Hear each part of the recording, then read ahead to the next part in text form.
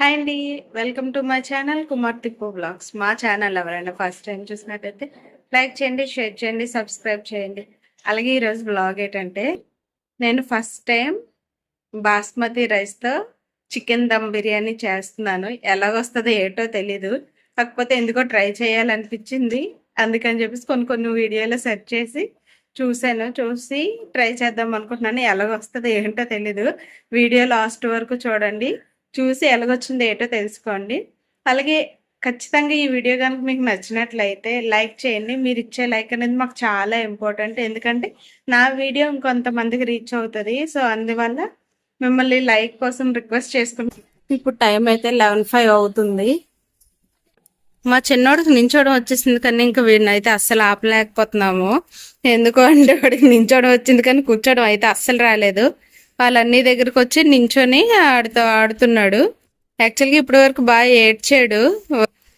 నించోవడం వచ్చింది కానీ కూర్చోవడం రాక బాగా ఏడ్చాడు. స్పెట్స్ కూడా కాపేసాడు. చూడండి మళ్ళీ ఎలా ఏడుస్తున్నాడు. కానీ వీడికి నించోవడం వచ్చిన కాడి నుంచి మా ఇల్లు చూడండి ఎలా ఉంటుందో. కబోర్డ్లో ఉండాల్సిన బొమ్మలన్నీ కూడా కిందే ఉంటున్నాయి. చూసారు కదా ఇల్లు ఎలాగ ఉంటుంది వీటితోటి. సరే అయితే ఇప్పుడు టైం అయితే 11 అవుతుంది కదా. ఈ లోపు బాబుని పడుకోబెట్టేసి కుకింగ్ అయితే స్టార్ట్ చేస్తాను. ఇంక ఇక్కడైతే మా చిన్నోడు ఇల్లంతా బొమ్మలతో సర్దిశాడు కదా. ఇప్పుడు అవి మాత్రం మా జష్ బాబు తీసి కబోర్డ్లో పెట్టేస్తున్నాడు. వాడు చూడకుండా వీడియో రికార్డ్ చేశాను, కాకపోతే ఫైనల్గా చూసేసి హాయ్ చెప్తున్నాడు. ఫైనల్గా అయితే మనం కుకింగ్ అయితే స్టార్ట్ చేసేద్దాం. ఇప్పుడు వాష్ చేసుకున్న చికెన్ తీసుకొని 1 టేబుల్ స్పూన్ పసుపు, 1 table spoon garam masala, 1 table spoon ధనియాల powder, 1 table spoon red chilli and రుచికి తగ్గట్టు సాల్ట్ వేసుకోవాలి. ఇప్పుడు మళ్ళీ మనం చిన్న కప్పుతో ఒక పెరుగు అండ్ 2 టేబుల్ స్పూన్ అల్లం వెల్లుల్లి పేస్ట్ మొత్తం వేసుకొని మిక్స్ చేసేసుకోవాలన్నమాట చికెన్ మొత్తాన్ని.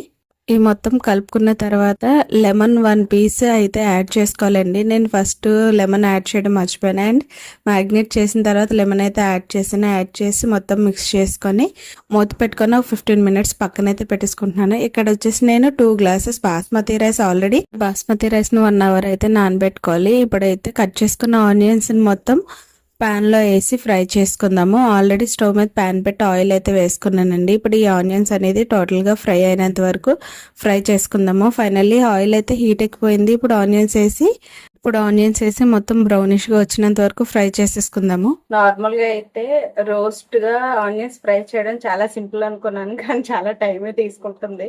ఎప్పుడు చేయలేదు కదా, ఫస్ట్ టైం కొంచెం కొత్తగా ఉంది, చూడాలి.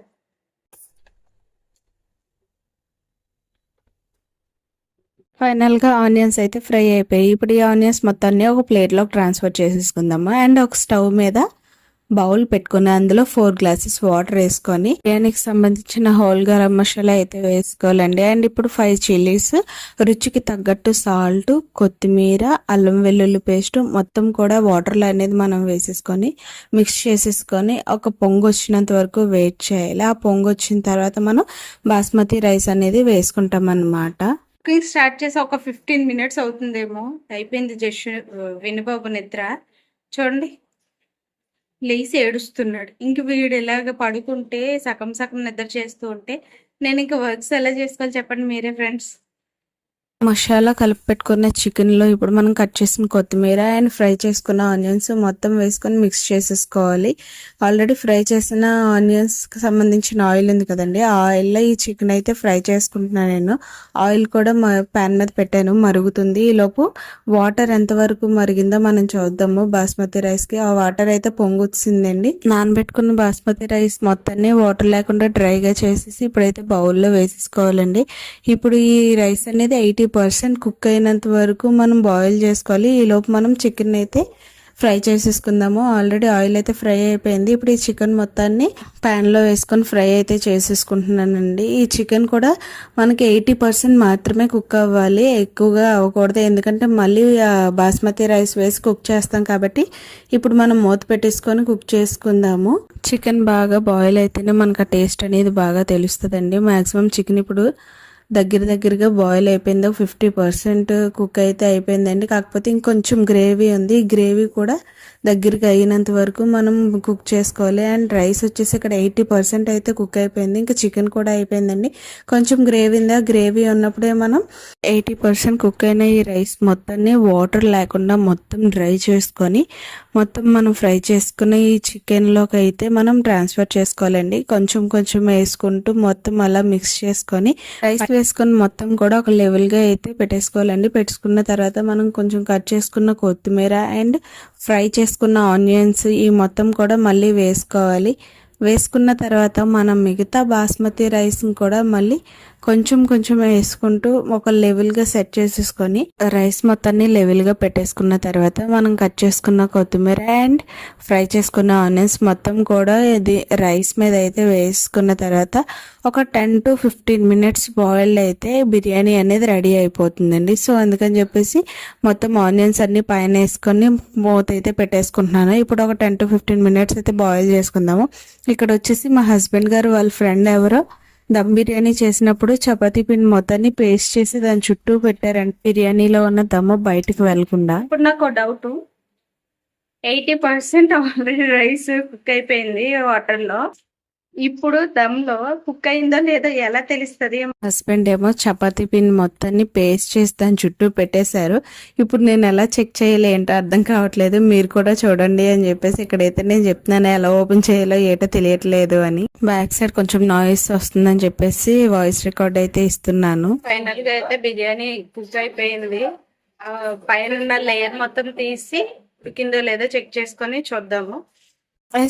ఫైనల్ గా బిర్యానీ అయితే రెడీ అయిపోయింది. చూడండి ఎంత చక్కగా కుక్ అయిందో కదా, చాలా స్మూత్ గా కూడా ఉంది.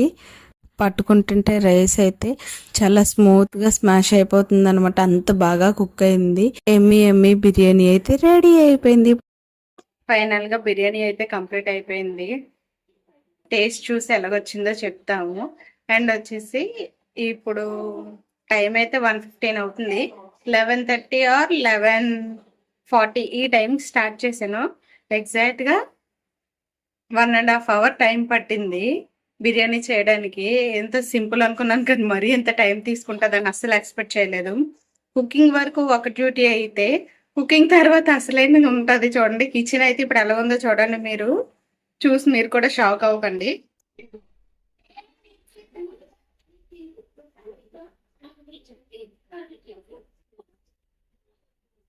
చూసారా ఎక్కడ ఎలా ఉన్నాయంటే అలా ఉన్నాయి. ఇప్పుడు అసలైన డ్యూటీ అనమాట, మొత్తం క్లీన్ చేసుకోవాలి. క్లీన్ చేసుకున్న తర్వాత టేస్ట్ ఎలా ఉందో ఏంటో మీకు చెప్తాను, అప్పటి వరకు వెయిట్ చూడండి. ఫైనల్ గా అయితే కిచెన్ మొత్తం కూడా క్లీన్ అయిపోయింది. మనం చేసుకున్న బిర్యానీ టేస్ట్ చూసేద్దాం పదండి. ఇక్కడ టేస్ట్ అయితే చాలా బాగుందండి. అస్సలు నేను ఎక్స్పెక్ట్ చేయలేదు నేనే ఇంత బాగా వండేనా అని చెప్పేసి. యాక్చువల్గా అయితే ఇది వాయిస్ డైరెక్టర్గా ఇచ్చేద్దాం అనుకున్నాను, కాకపోతే బ్యాక్ సైడ్ నాయిస్ అయితే చాలా డిస్టర్బెన్స్గా ఉంది. సో అందువల్ల నాయిస్ అయితే కట్ చేసేసి నేను వాయిస్ రికార్డ్ అయితే ఇస్తున్నానండి. ఇక్కడైతే బిర్యానీ అసలు నేను చెప్పలేకపోతున్నాను, అంత బాగుంది. ఇంక మా పెద్దోడు కూడా రెడీగా ఉన్నాడు టేస్ట్ చూసి చెప్పడానికి. మా చిన్నోడు అయితే పెట్టమని గోల్ పెట్టేస్తున్నాడు. చూడండి మా పెద్దోడైతే ఎంత ఎక్సైట్మెంట్గా ఉన్నాడు. యాక్చువల్గా అయితే వాడికి బిర్యానీ అంటేనే అసలు ఇష్టం ఉండదు, కాకపోతే నేను వీడియో తీసుకొని చెప్తున్నాను కదా అందుకని చెప్పేసి వాడు కూడా పెట్టమని వీడియో కోసం ఎక్సైట్గా ఉన్నాడు. మా చిన్నబాబు చూడండి ఎంత బాగా ఆమంటున్నాడు. వీడియో తీయడానికి ఎవరు లేక కుర్చీ మీద అయితే ఫోన్ పెట్టుకుని వీడియో అయితే షూట్ చేసుకుంటున్నానండి. సో అందువల్ల మీకు లెఫ్ట్ హ్యాండ్తో తింటున్నట్టు కనిపిస్తుంది, కాకపోతే అది రైట్ హ్యాండ్ తోటే తింటున్నానండి.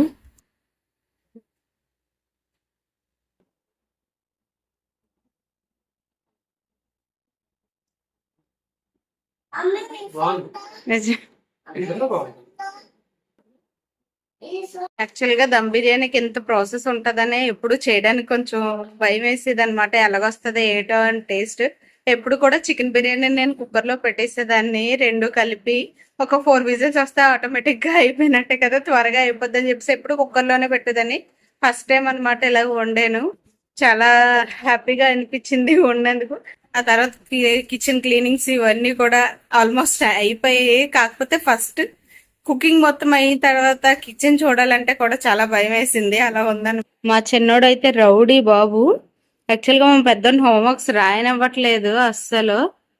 వాడు యాక్చువల్గా ఇక్కడ కూర్చున్నాడు సోఫా మీద హోంవర్క్స్ రాసుకుందాము అని. కానీ ఈ చిన్నోడు మాత్రం రాయనివ్వట్లేదు అస్సలు. విను విను బిర్యానీ బాగుందా? చెప్పు హాయ్, చెప్పు హాయ్ హాయ్. ఈరోజు అమ్మ అయితే రొయ్యల కర్రీ పంపించిందండి. నాకైతే చాలా ఇష్టం, అందుకే తీసుకొచ్చినట్టు ఓపెన్ చేసి ఒక స్పూన్ అయితే నోట్లో పెట్టేసుకున్నాను. సూపర్ అంటే సూపర్గా ఉంది టేస్ట్ అయితే. ఇంక ఇక్కడ వచ్చేసి మా హస్బెండ్ బోన్ చేసేసి ఇంకా సినిమా అయితే చూస్తున్నారు చాలా సీరియస్గాను. ఏడ్ చేయాలో నాకైతే అర్థం కాక కూర్చొని ఉన్నాను. మా పెద్దోడు వచ్చేసి డ్రాయింగ్ వేసుకుంటున్నాడు అండ్ మా చిన్నోడు వచ్చేసి పడుకున్నాడు. సో మా చిన్నోడు తిరిగేస్తున్న టైం పాస్ అయిపోయాను. ఇక్కడ నాకు ఇదే నాకు కరెక్ట్ టైం అనిపించింది. ఆయన సీరియస్గా మూవీ అయితే చూస్తున్నారు. ఈ టైంలో మనం గిఫ్ట్ అయితే ఇచ్చేద్దాము. సండే ఉన్నది ఒకే ఒక రోజు ఉంటారు ఇంట్లోనే. ఆ ఉన్న రోజు కూడా యాక్టివ్గా ఉండరు. చూడండి ఎలా మబ్బుగా ఉంటారో పడుకొని.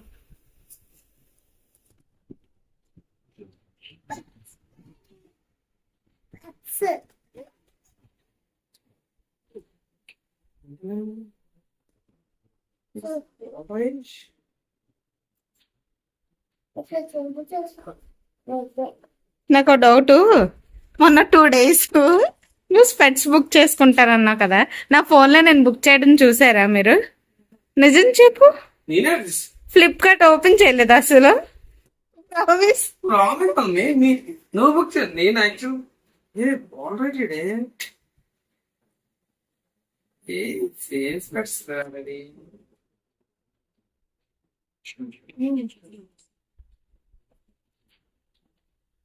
ఇంకోసారి కానీ పోగొట్టుకున్నారు అనుకో, మీరు కొనుక్కోరు, నేను కొనివ్వను చూసుకోండి. ఇప్పటికి 2 times.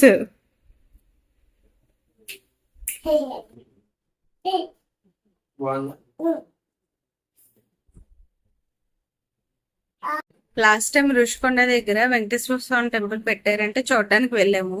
అప్పుడు మా హస్బెండ్ ఏమో స్పెట్స్ పోగొట్టుకున్నారనమాట.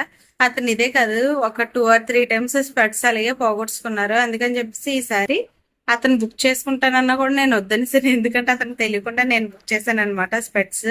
ఆయన మరి నా ఫోన్లో నేను బుక్ చేయడం చూసారో లేదో తెలియదు, కానీ మొన్న 2 days మాత్రం నేను స్పెట్స్ బుక్ చేసుకుంటానని అలా 1 or 2 times నా దగ్గర అనేవారు అనమాట. వద్దంటే వద్దు, మనం ఎప్పుడైతే బయటకు వెళ్తామో ఎప్పుడైతే బయటకు వెళ్తామో అప్పుడే బుక్ చేసుకుంది, కానీ అప్పటి వరకు నార్మల్ స్పెట్స్తో అడ్జస్ట్ అయిపో, నువ్వు అంతంత కాస్ట్ పెట్టి ఏం స్పెట్స్ కొనుక్కో అవసరం లేదన్నాను. ఇప్పుడు ఆయన వచ్చిన తర్వాత ఆయనకి ఇస్తాను ఆ స్పెట్స్. ఆయన రియాక్షన్ ఎలా ఉంటుందో చూద్దాము. యాక్చువల్గా మొన్న 2 or 3 days ఆయన ఇంట్లోనే ఉన్నారు. అప్పుడే రావాల్సిన స్పెట్స్ అప్పుడు రాలేదు, నిన్న వచ్చాయనమాట. నిన్న వచ్చినా కూడా ఈవినింగ్ ఆయన నైట్ రాబడికి 10:30 అయిపోయింది. సో అందుకని అప్పుడు ఇవ్వలేదు.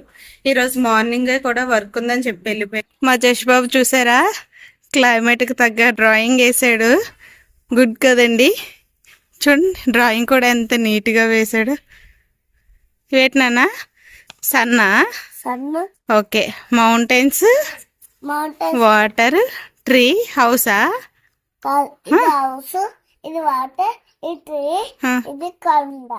కొండ, Rushikonda. Okay okay. Thank you so much అండి వీడియో లాస్ట్ వరకు చూసినందుకు. అండ్ వీడియో కనుక మీకు నచ్చినట్లయితే లైక్ చేయండి, షేర్ చేయండి, సబ్స్క్రైబ్ చేయండి అండ్ కామెంట్ కూడా చేయండి. Thanks for watching. Bye bye.